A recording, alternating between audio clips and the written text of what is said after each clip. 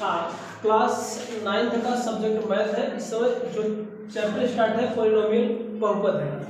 इसमें का हम लोग प्रश्नावली 2.3 तक हम लोग सॉल्व कर चुके थे। आज इस प्रश्नावली में यानी इस वीडियो में हम लोग बात करेंगे प्रश्नावली 2.4 पे डिटेल से। इसको आज इसका पहला क्वेश्चन है कि बताइए कि निम्नलिखित बहुपदों में से किस बहुपद का एक गुणनखंड x+1 है। कहने का मतलब ये पहला, दूसरा, तीसरा 4 बहुपद दे रखे हैं और कह रहा है ये बताओ कि x+1 किसका गुणनखंड है कि नहीं। अगर ऐसा भी क्वेश्चन पूछता है किसका गुणनखंड ये इस पॉलिनोमियल का गुणनखंड होगा, तो कहने का मतलब है कि इसको सबसे पहले किसके इक्वेट करेंगे, 0 के इक्वेट करेंगे। यानी जो भी जिसका गुणनखंड होगा उसको हम 0 के बराबर करेंगे। यानी इसको सबसे पहले क्या करेंगे, 0 के बराबर करेंगे। यानी x+1 होगा 0 के बराबर, तो यहाँ से x की वैल्यू निकालेंगे और x की वैल्यू आ जाएगी क्या, x = क्या आ जाएगी, -1 हो जाएगा। जैसे ही x को यानी 1 को उधर लेके जाएंगे तो -1 बनेगा। अब करना क्या है, ये वाली वैल्यू पूरी यानी x बराबर इसमें उठा कर रख देते इसमें, और रखने से अगर वैल्यू इसकी 0 आ जा रही है, x बराबर -1 अगर इसमें रखने पर अगर वैल्यू 0 आ जा रही है तो हम कहेंगे कि ये गुणनखंड है। तो रखो, चलो चेक करते हैं। यहाँ पर क्या हो जाएगा, ये px दे रखा है, बहुपद दे रखा है। यदि बहुपद ये px होता है क्या, x³ प्लस का x² प्लस का x प्लस का 1। यहाँ पर x के स्थान पर -1 रखना है, तो p ऑफ -1 अगर जैसे ही -1 रखेंगे तो बहुपद की वैल्यू क्या आ जानी चाहिए, 0 आनी चाहिए। तो इसको हम बहुपद p ऑफ x ही रखते हैं, कोई दिक्कत नहीं है। अब यहाँ पर x की वैल्यू मैं पुट करता हूँ, x की वैल्यू -1, तो -1 का क्यूब प्लस -1 का स्क्वायर प्लस का -1 प्लस का 1 सॉल्व कर लो। -1 का क्यूब करोगे तो वैल्यू -1 आएगी, तो -1 होगा, प्लस -1 का स्क्वायर करोगे तो पॉजिटिव वैल्यू आएगी, तो यहाँ पर 1 आ गया। फिर माइनस में प्लस का मल्टीप्लिकेशन करके माइनस आएगा 1 और ये +1 है।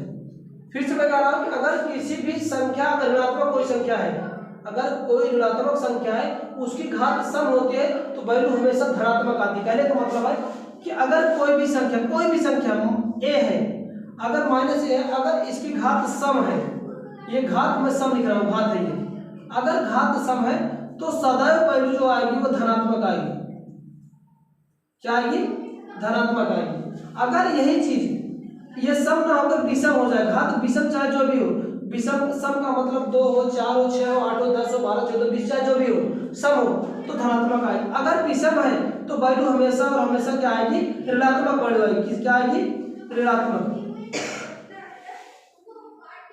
ये कंसेप्ट हमेशा यूज होगा, इसको आप लोग थोड़ा दिमाग में बैठा लीजिए कि अगर किसी भी संख्या का अगर घात सम है तो वैल्यू धनात्मक आएगी, संख्या चाहे जो भी हो। जैसे यहाँ पर अगर कह दिया जाए कि -8 का क्यूब है, तो ये संख्या से भी मतलब नहीं है। अब 8 का क्यूब का कुछ भी उससे नहीं मतलब, लेकिन जो माइनस है विषम संख्या होने के कारण क्या आएगा, ये माइनस में आंसर आएगा। यानी अब 8 का घन कर लो, 8 का 16 होगा, 512 होता है, या कुछ भी हो।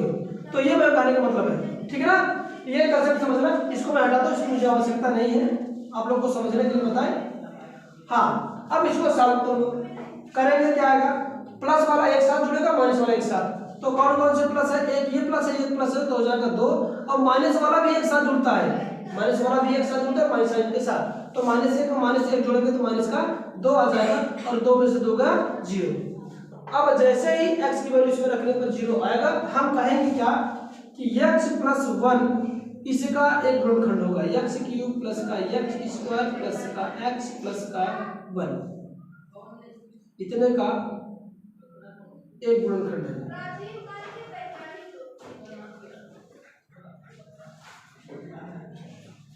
ठीक, ये इस तरह से किया। ऐसा दूसरा भी करना पड़ेगा क्योंकि सबके लिए है, तो यहाँ पर भी यही कर लेना। दूसरे क्वेश्चन के लिए x+1 क्या होगा, 0, तो यहाँ से x की वैल्यू लेकर क्या आ जाएगी, x बराबर -1। हर कंडीशन में x बराबर क्या आ जाएगा, -1 आएगी, क्योंकि एक ही वैल्यू है। सब में x बराबर x के साथ -1 रख के देख लो, अगर वैल्यू 0 आती है तो क्या होगा, गुणनखंड होगा, अदरवाइज नहीं होगा।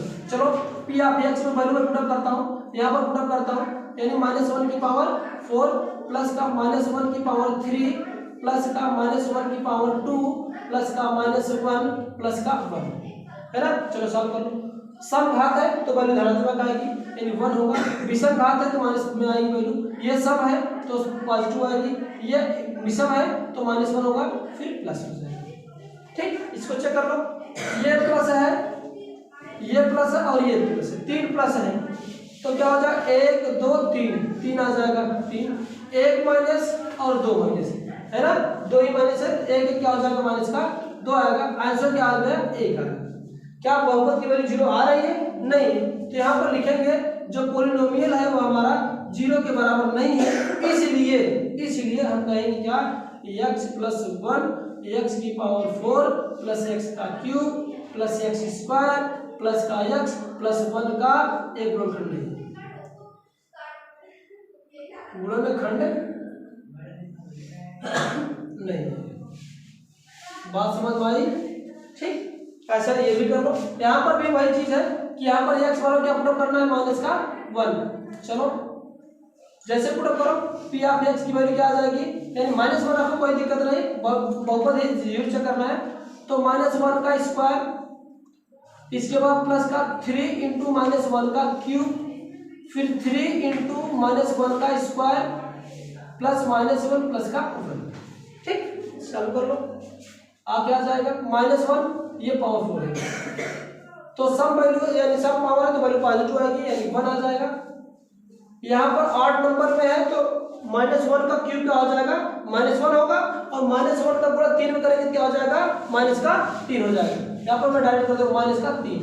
ठीक, फिर प्लस ये क्या हो जाएगा माइनस का, ये माइनस में पावर सम है तो वैल्यू धनात्मक होगा यानी 1 - 1 का स्क्वायर यानी 1 होगा और 1 का गुणा जैसे 3 करेंगे क्या हो जाएगा 3 आ जाएगा, प्लस का गुणा माइनस करेंगे -1 हो जाएगा और प्लस का 1 हो जाएगा। चलो देख लो, 3 ये 3 में से 3 गए कट-कुट और 1 में से 1 गए कट-कुट, बचा क्या 1 बचा है तो वैल्यू आ गई क्या 1। अब फिर से क्या हुआ बहुपद की वैल्यू 0 के बराबर नहीं आई, कितनी आई बहुपद की वैल्यू क्या आ गई 1 के बराबर, इसको करेंगे क्या ये p ऑफ x जो है वह 0 के बराबर नहीं है, इसलिए x + 1 इस बहुपद का यानी x की पावर 4 प्लस का 3x क्यूब प्लस का 3x स्क्वायर प्लस का x + 1 का एक गुणनखंड है।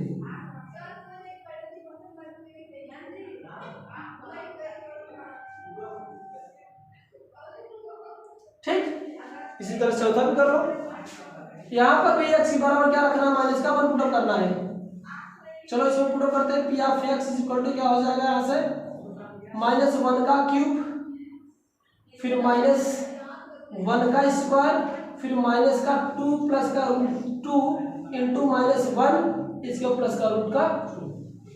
ठीक, सॉल्व कर लो, -1 का पावर 3 यानी ऑड नंबर है तो वैल्यू क्या आएगी माइनस में आएगी -1। अब ये क्या है माइनस की वैल्यू सम है तो वैल्यू ये इसकी पूरी यहाँ से लेकर इसकी वैल्यू पूरी क्या आएगी 1 आएगी और माइनस आगे से इसलिए माइनस का 1 होगा, इसका गुणा कर लो माइनस इसके अंदर क्या होगा माइनस का जैसे गुणा करेंगे तो माइनस यहाँ लगा दो, माइनस का गुणा कर दो -2 हो जाएगा और माइनस का रूट में 2 हो जाएगा, इसके बाद प्लस का √2 कर लो, फिर सिंप्लीफिकेशन कर लो -1 इसका अंदर गुणा कर दो तो माइनस क्या हो जाएगा प्लस आएगा भैया, अरे माइनस का गुणा माइनस करोगे माइनस में माइनस का गुणा करोगे प्लस आएगा 2 बचा है 2 हो जाएगा यानी प्लस का 2 फिर माइनस का माइनस करोगे तो क्या हो जाएगा ये आपका प्लस हो जाएगा √2 हो जाएगा प्लस का √2। ठीक, अब इसको चलो सॉल्व कर लो, -1 क्या होगा ये माइनस होगा ये माइनस ये प्लस हो जाएगा तो बचे क्या 2 प्लस का 2 बचेगा। अच्छा ये आ जाएगा क्या आपका माइनस में 1 माइनस में जोड़ोगे तो माइनस का 2 आएगा प्लस का 2 हो जाएगा प्लस का √2 हो जाएगा प्लस का √2 हो जाएगा। ठीक, अब क्या हो जाएगा ये तो कैंसिल आउट हो जाएगा और ये बच जाएगा 2√2 तो ये भी क्या है बहुपद।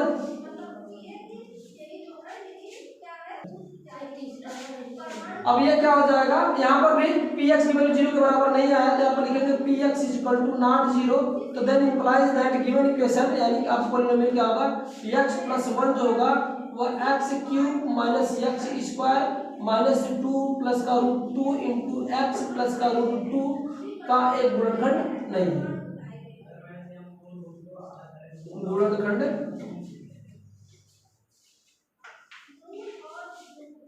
ठीक, ये सिंपल सा करना था कि वैल्यू पुट अप करके रखना था। ठीक है, इस तरह से किया जाएगा। हाँ, क्वेश्चन दूसरा है कि गुणनखंड प्रमेय लागू करके बताइए कि निम्नलिखित स्थितियों में से प्रत्येक स्थिति में g of x p of x का एक गुणनखंड है कि नहीं है। कहने का मतलब ये है कि हमें गुणनखंड प्रमेय लागू करके इसका एक गुणनखंड है कि नहीं, ये मुझे फाइंड करना है। तो करना क्या इस टाइप क्वेश्चन में, ये कहने का मतलब इसका एक गुणनखंड पहले से ऑलरेडी है। इस वाले को हमेशा क्या करना है, जीरो के बराबर हमें करना है। यहाँ से एक्स की वैल्यू फाइंड होगी, एक्स की वैल्यू फाइंड करके उठा के यहाँ पर रखना है। अगर उठा के रखने से इसकी पूरी पूरी वैल्यू जीरो हो जा रही है तब तो ये गुणनखंड होगा, नहीं तो नहीं।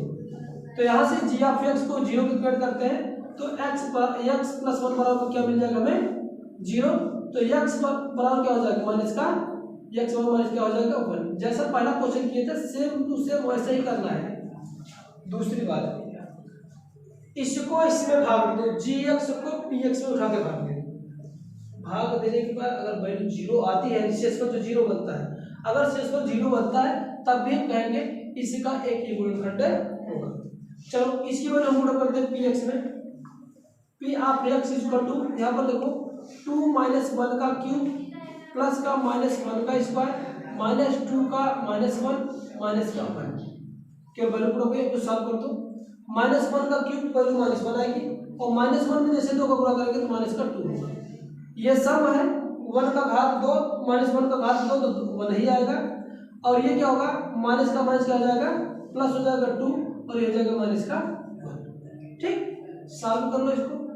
ये तो 2 से 2 गया 0 और 1 से 1 गया 0। आज वैल्यू कितनी आ गई, 0। पी ऑफ एक्स की वैल्यू कितनी आ गई, 0। जैसे ही एक्स की वैल्यू जी एक्स में, एक्स की वैल्यू इसमें रखने पर वैल्यू 0 आएगा तो हम कहेंगे जी एक्स क्या होगा, जी एक्स जो होगा पी एक्स का एक गुणनखंड होगा, यानी गुणनखंड है।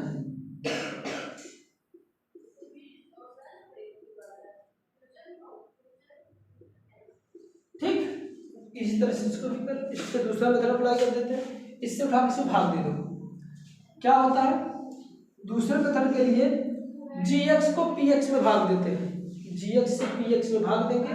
अगर भाग देने के दौरान अगर वैल्यू कितनी आ जाए, शेषफल की 0 आ जाए, शेषफल को देखना है, शेषफल अगर 0 आ जा रहा है तब भी हम कहेंगे कि इसका गुणनखंड ये है। चलो भाग दे देते हैं ऐसे, P of X upon G of X. ठीक, अगर इस कंडीशन में भाग देने पर आर एक्स की वैल्यू हमेशा 0 आ जाए, यानी शेषफल अगर 0 आ जाए तो हम कहेंगे ये इसका एक गुणनखंड होगा। चलो भाग दे देते हैं,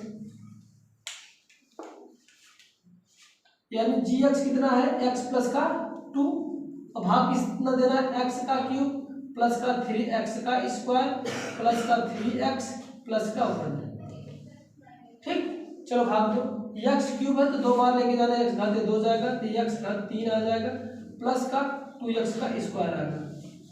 ये माइनस होगा, ये माइनस हो जाएगा, ये कैंसिल आउट होगा, 3 में से 2 गए, एक्स बचेगा और प्लस का 3x उतार लो प्लस 1 उतार लो।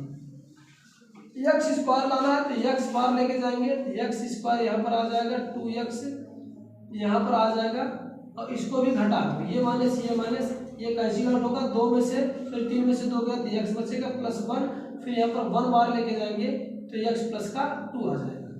ठीक, ये माइनस हो जाएगा, ये माइनस होगा, ये कैंसिल आउट होगा, 2 में से 1 गया माइनस का 1। अब ये क्या शेषफल 0 के बराबर आ रहा है, नहीं आ रहा है, यहाँ पर लिखेंगे ये, इसको आर एक्स बोलते हैं। जो आर एक्स है वो नॉट इक्वल टू 0 है, नॉट इक्वल टू 0 है, इसलिए क्या है, जो जी एक्स है पी एक्स का गुणनखंड नहीं है, यानी गुणनखंड नहीं है।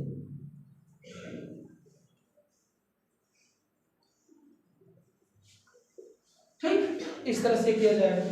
तीसरा क्वेश्चन के लिए,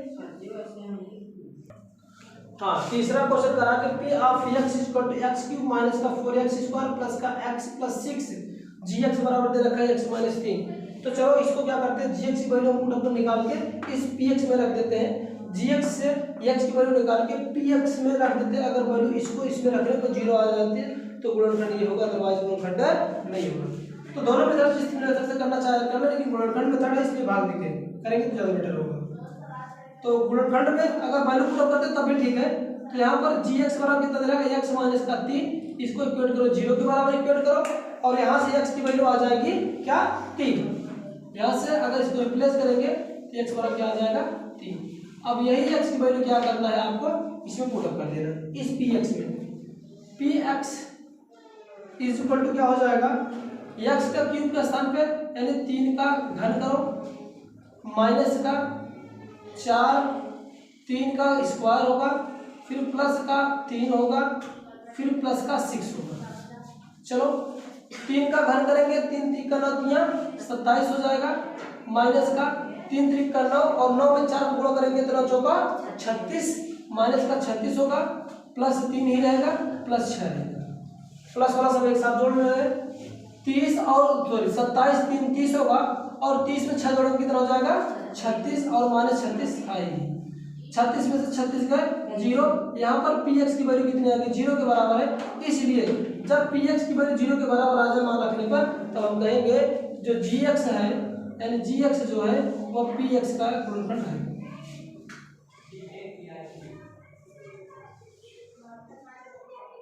ठीक ये सारे क्वेश्चन इस तरह से किए जाएंगे। तीसरा क्वेश्चन है के का मान याद कीजिए जबकि निम्नलिखित स्थितियों में से प्रत्येक स्थिति में x minus 1 p of x का एक गुणनखंड होगा। यानी कहने का मतलब ये जो सारे जो क्वेश्चन दे रखे हैं पहला दूसरा तीसरा चौथा करके सबका ये एक गुणनखंड है। एक गुणनखंड होने का मतलब है कि x की वैल्यू इसमें रखने पर इसकी वैल्यू को सेटिस्फाई करके 0 के बराबर लाएगा। इसका मतलब ये पहला ये क्वेश्चन दूसरा है ये क्वेश्चन तीसरा है और ये क्वेश्चन चौथा। ध्यान यही होना चाहिए कि जब प्रत्येक का गुणनखंड है यानी गुणनखंड होगा तो हर एक में x बराबर 1 रखने पर x बराबर 1 रखने पर सबकी वैल्यू 0 को बराबर करेगा है ना। तो क्वेश्चन पहले इसका सॉल्व करते हैं।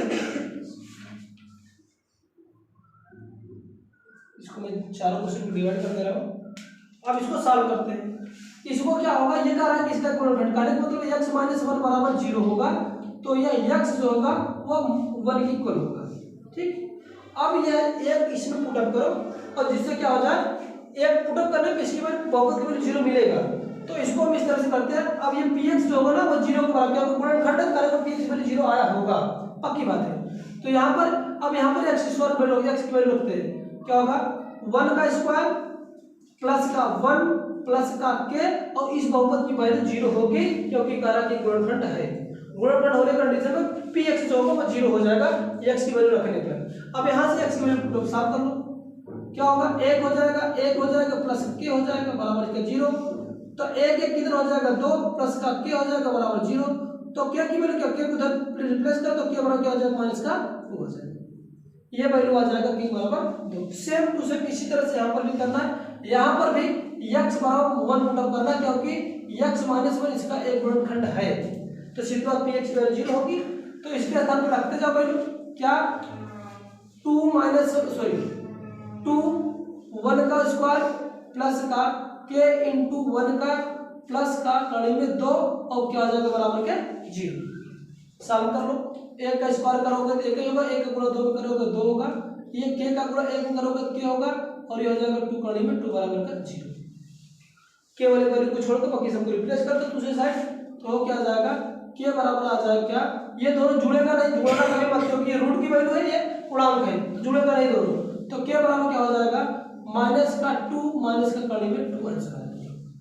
या इतना नहीं होगा तो दोनों में से k कॉमन ले लो सॉरी माइनस कॉमन लेंगे तो 2 प्लस कड़ी में 2 आ जाएगा। ठीक इसी तरह से इसको भी सॉल्व कर लो। यहाँ पर भी x बराबर क्या पुट करना है 1 क्यों क्योंकि x माइनस 1 इसका गुणनखंड है तो k बराबर 1 होगा। जब गुणनखंड है तो px की वैल्यू 0 होगा तो यहाँ पर भी px की वैल्यू 0 करके x की वैल्यू से पुट कर दो k इंटू 1 का स्क्वायर माइनस रूट 2 इंटू 1 फिर प्लस का 1 इक्वल टू 0।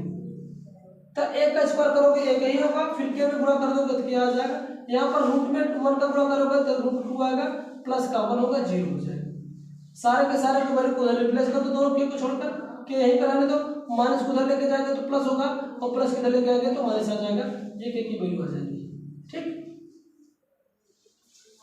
इसी तरह से इधर वाला भी सॉल्व कर लो क्या x बराबर 1 यानी x माइनस 1 इसका भी एक गुणनखंड है। कहने की बात है कि x बराबर क्या होगा 1, इसका एक गुणनखंड होने पर x बराबर 1 एक रखने पर px की वैल्यू क्या मिलेगी 0 मिलेगी।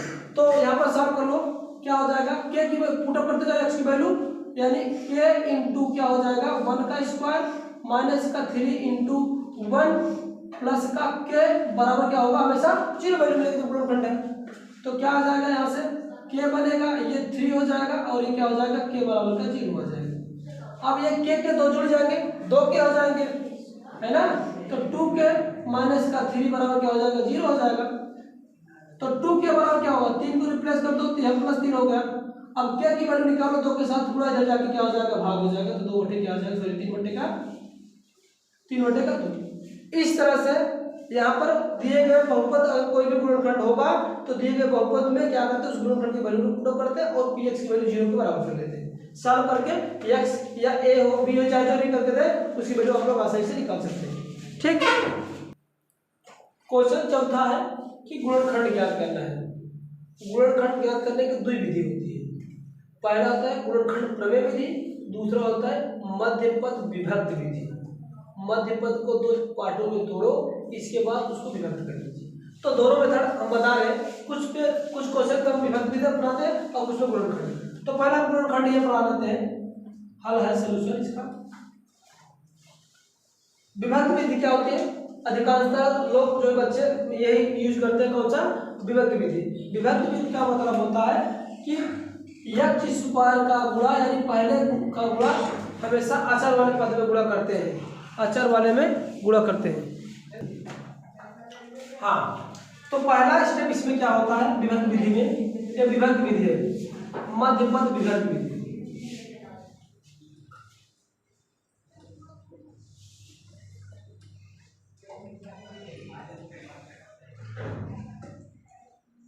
ये मध्यपद विभक्त विधि है। इसमें पहला स्टेप क्या होता है, पहले वाले का अर्थात पहले पद का गुणा लास्ट वाले अचर वाले पद में गुणा करते हैं।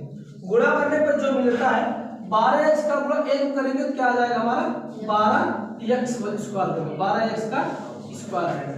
अब इसको करना क्या है, जो गुणा करने पर आ जाता है उसको इस वाले टर्म पे डिवाइड करते, इसको दो फैक्टर बनाएंगे, इसके जो भी होगा उसको दो फैक्टर बनाएंगे जिससे जोड़ने घटाने पर हमारा माइनस का 7 आए।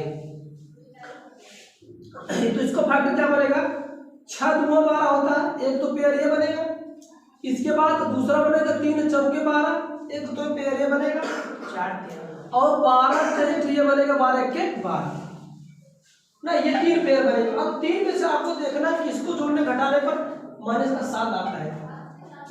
6 में से अगर 6 2 जोड़ोगे 6 2 8 होगा, तो 8 आना नहीं, ये नहीं होगा। अगर 6 में से 4 2 को घटाते कितना आएगा 4 आएगा, ये भी नहीं है, ना जोड़ने पे आ रहा है ना घटाने पे आ रहा है, तो पेयर 6 2 वाला बनेगा नहीं। दूसरा देखते हैं, 4 और 3 जोड़ेंगे तो पक्की बात है 7 है, 7 मुझे लाना था लेकिन माइनस साइन लाना था, तो ये भी नहीं होगा। तो ये वाली बात पक्की है कि ये वाला पेयर बने, कौन सा 4 और 3 का। थोड़ा सा रिअरेंज करना है कि अगर इन दोनों पर माइनस का साइन लगा दे तो माइनस का जुड़ जाए, क्या हो जाएगा, इसको भी ऐसे बना दे, माइनस का 3 को माइनस का 4 करेंगे। अब इन दोनों को गुणा करेंगे तो धन का 12 स्क्वायर भी आ जाएगा और इन दोनों को जोड़ देंगे क्या आ जाएगा, -3 में -4 जोड़ेंगे तो क्या आ जाएगा, माइनस का 7 भी आ जाएगा। बस 7 के स्थान पे यही दोनों चीज लिख देना है, x के साथ। तो हो क्या जाएगा, यहां से 12x स्क्वायर माइनस का 7x के स्थान पे क्या रखते हैं 3x माइनस का 4 करते हैं, माइनस का 3x माइनस का 4x प्लस जो बना है उसको ऐसे रहने देंगे। चलो बस अब ये हो गया, दो का पेयर करके काम करेंगे। इन दोनों में 3x कॉमन लेंगे तो बचेगा 3 चौके 12 और 1 x बचेगा, और यहाँ पर पूरा का पूरा बाहर निकल गया, बचेगा 1। यहाँ पर माइनस का 1 कॉमन लेंगे तो ये प्लस होगा 4x और ये हो जाएगा -1। तो जो कॉमन लिया गया उसको एक ब्रैकेट में लिख लेते हैं, 3x माइनस का 1 होगा और इन दोनों में से कोई भी एक लिख लेते हैं, ये हो जाएगा, ये इसका गुणनखंड हो जाएगा, ये आपका आंसर। ठीक, ये था आपका मध्यपद विभक्त विधि। हाँ, तो इसका गुणनखंड करें, इसका भी इसका गुणा इसमें करो, क्या हो जाएगा 3 गुणा 6, 2x। अब 6 को तोड़ो 2 पार्ट में, जिससे जोड़ने पर 7 आ जाए तो 6x प्लस का x प्लस का 3 होगा। यहाँ से 2x कॉमन लेंगे तो होगा x प्लस का 3 और यहाँ पर 1 कॉमन लेंगे x प्लस का हो जाएगा 3। तो 2x इसको एक ब्रैकेट में कर लो 2x प्लस का 1 और इन दोनों में से कोई एक उतार लो, ये इसका ये गुणनखंड हो जाएगा। ठीक है, इस तरह से गुणनखंड हो जाएगा। ये भी वाला इसी तरह से कर लो। 6 का गुणा 6 में करो तो आ जाएगा 36 और 6 को ऐसे दो पेयर बनाओ, 36 को ऐसे दो पेयर बनाओ कि जोड़ने पर क्या आ जाए आपका 5 है। तो x स्क्वायर बनेगा 6 के 36 कितने कितने पेयर बनेगा, एक आपका 9 चौका 36 9 में से 4 गए, हाँ एक बनेगा आपका प्लस 9 करेंगे और माइनस का 4x करेंगे फिर माइनस का 6, 9 में से 4 गए आपका 5 हो जाएगा प्लस 5 में आ जाएगा और 9 का 4 गुणा करेंगे 9 चौक 36 आ जाएगा। चलो अब यहाँ से क्या करते हैं 3x कॉमन लेते हैं, 3 दूना 6 बचेगा और 3 तिया का 9 बचेगा। यहाँ पर 2 कॉमन ले लेते हैं तो x सॉरी 2x माइनस का सॉरी प्लस का 3 बचेगा। अब जो ब्रैकेट में लिया गया उसको एक कर लो, जो कॉमन है 3x माइनस तो एक कॉमन कर लो और 2x प्लस का 3 हो जाएगा। तो ये इसका गुणनखंड हो जाएगा। इसी तरह से चौथा भी कर लो, 3 का गुणा 4 में करेंगे तो आ जाएगा माइनस का 12x स्क्वायर। इसको दो फैक्टर बनाओ जिससे जोड़ने घटाने में क्या आ जाए 1 आ जाए, तो 4 तिया 12 होता है और 4 में से 3 का 1 हो जाएगा। तो हो जाएगा ये 3x का स्क्वायर, माइनस को बड़ा कर दो 4 कर दो और प्लस को छोटा कर दो जिससे गुणा करने पर आपका यानी घटाने पर 4 में से 3 के माइनस 1 आएगा, 4 3 के माइनस 12 आ जाएगा। इन दोनों में x कॉमन लेंगे तो 3x माइनस का 4 बचेगा और इन दोनों में एक कॉमन लेंगे 3x माइनस का 4 बचेगा। कॉमन वाला पार्ट एक ब्रैकेट में लिखते हैं ये और इन दो जो कॉमन लिए गए उन वालों में से कोई भी एक ऐसे उतार लो, तो ये बन जाएगा आपका x plus 1 into 3x minus का 4 होगा। ठीक है ना, इस तरह से गुणनखंड किए जाएंगे। ये भी विभक्त विधि है।